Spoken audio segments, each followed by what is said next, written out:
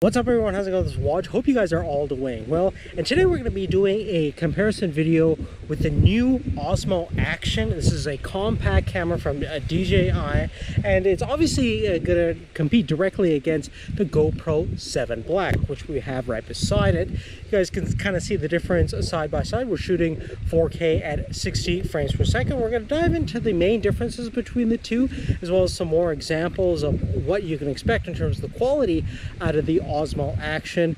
So if you're interested in finding out which camera is best, we're going to get right into the comparison. But before that, let's take a look at our sponsor that made this video possible. Now, if you guys may have noticed on the channel page, as well as some of my social media feeds, I've been using wajsyed.tech to represent the channel in a different light. And for years now, I've been trying to figure out a way to represent my content in a relevant fashion and something that's easy to direct people to without giving them a huge URL to remember or to write down.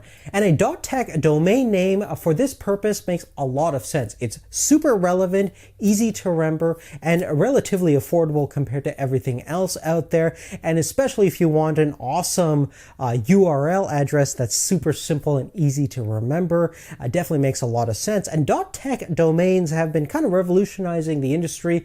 Some of the biggest brands are using them, such as Intel, Viacom, CES.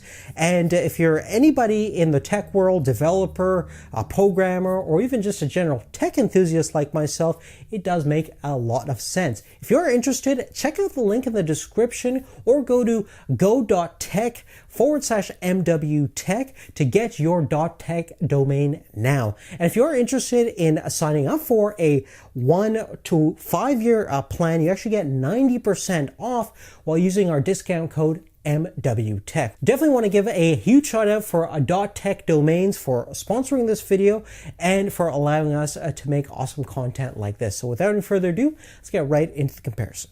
Now, firstly, in terms of design, the Osmo Action is pretty much identical to the GoPro 7 Black in pretty much every way in terms of overall form factor. It's also using the same ecosystem of attachments designed for GoPro cameras, which is an awesome thing. Now, probably the biggest distinction between the Osmo Action and the GoPro is the fact that we have better overall displays on both the front and back of the Osmo Action. Namely, the front is a full color display that allows you to actually monitor the video, so it's excellent for vlogging or taking selfies. The 7 Black, on the other hand, does have a front panel display, but it's monochromatic and it's strictly used to monitor your settings and battery life. Furthermore, you can also see that the rear display on the Osmo Action is significantly bigger than the GoPro side. It's also 16:9, so you can actually view your entire video without having to deal with bars at the top and bottom. Now, even though the Osmo has a larger display, which you would think means a better overall navigation and overall ease of use,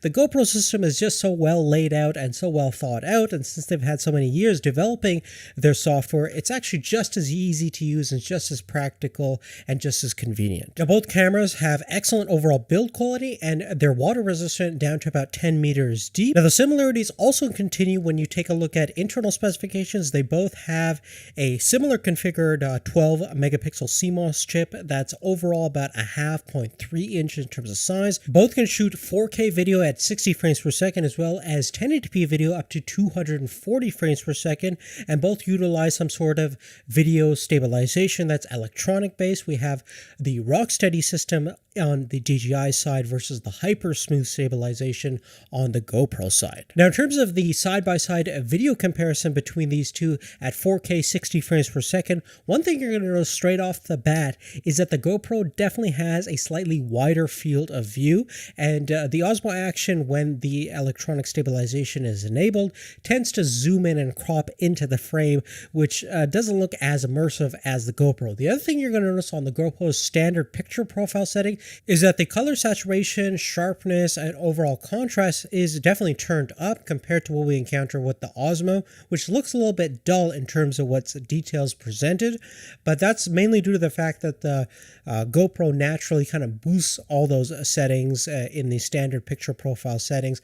If you do use the Pro Tune feature on the GoPro, you can adjust all these parameters in post, but generally out of the box, you are going to notice that the image on the GoPro looks a little bit more vibrant, contrast contrasty and saturated, and you're going to notice a little bit better fine detail. Now, in terms of the stabilization technology on both cameras, both are actually really good in terms of resolving smooth looking images.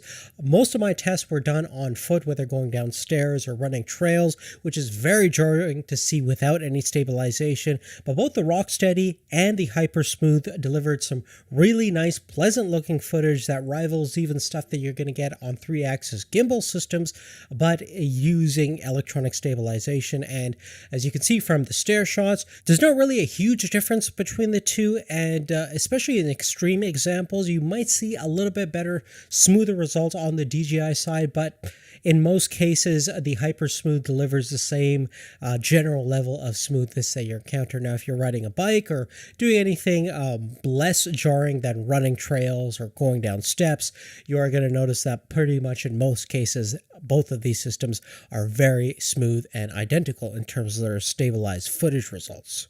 Now, on a side note, I did notice that there's a little bit more image artifacts going on with the Osmo Action, and especially in extreme cases when you move the camera really fast back and forth. The fine detail is just not as apparent as it is on the GoPro side, even though the GoPro technically is recording on average at a lower bitrate, but it tends to resolve fine detail and fast motions just a little bit better than what we find with the Osmo Action. That could be a shutter speed setting issue that could be resolved in the future, but generally, again, very similar results for the most part. Now, in terms of time warp or hyperlapse photography, I did find that the GoPro resolved smoother looking footage in those particular types of sequences. You're just going to notice less jarring effects compared to the Osmo Action based on our particular tests.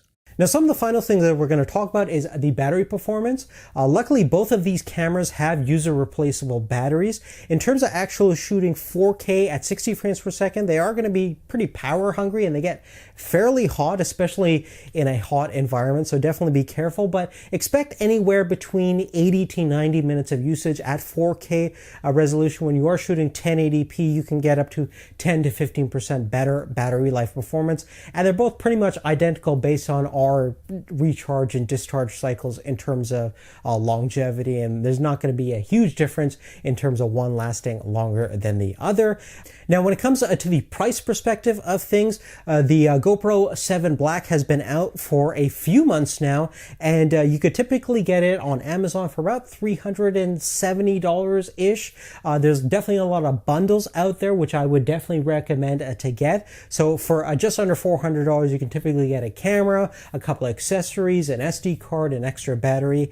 Right now, it looks like the DJI Osmo Action is probably the better deal. On Amazon, you can get it for around $350 with a bundle. So we're talking an extra battery, a couple of accessories, as well as an SD card.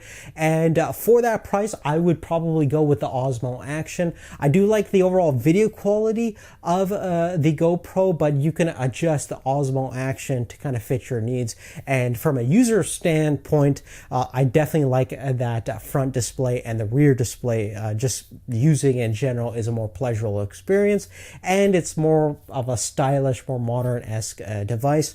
Plus, I can use all my existing GoPro mounts. So if I needed another GoPro camera, I would probably go with the Osmo Action. Or if you're looking for an awesome action camera, definitely both options are going to be very satisfying, to say the least. But other than that, guys, that's really it. Definitely love to hear your thoughts and opinions. Give us a thumbs up if you like this video. Big thank you to you guys for continuing to support the channel, and a big thank you to .tech Domains for sponsoring this video and making that possible as well. See you later. Take care.